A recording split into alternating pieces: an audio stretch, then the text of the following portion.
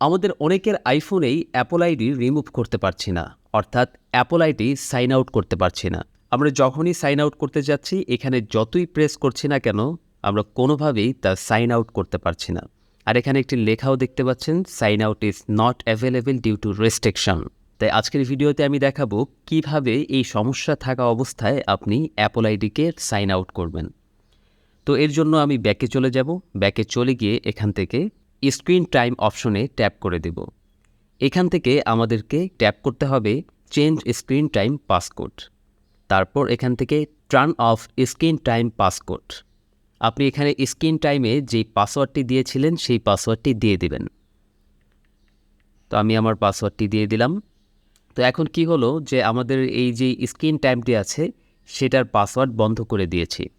তো এখন আমি সেটিং অপশনটি ক্লোজ করে দেব। ক্লোজ করে আবার সেটিং অপশনে প্রবেশ করব। এখন যদি আমি অ্যাপল আইডিতে প্রবেশ করি, এখন কিন্তু দেখতে পাবো যে সাইন আউটের অপশন আছে। তো সিম্পলি আমি এখান থেকে সাইন আউটে প্রেস করে দিব। এখান থেকে আমার পাসওয়ার্ডটি দিয়ে দিব।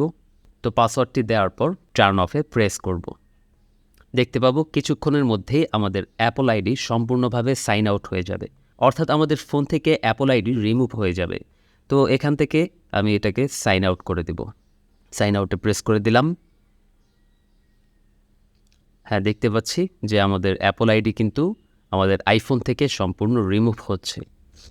তো ব্যাস কিছুক্ষণের মধ্যে আমাদের রিমুভ হয়ে গেল। এখন আমরা সাইন ইনে প্রবেশ করলে দেখতে পাবো নতুন করে আবার আমাদেরকে সাইন ইনের কথা বলা হচ্ছে।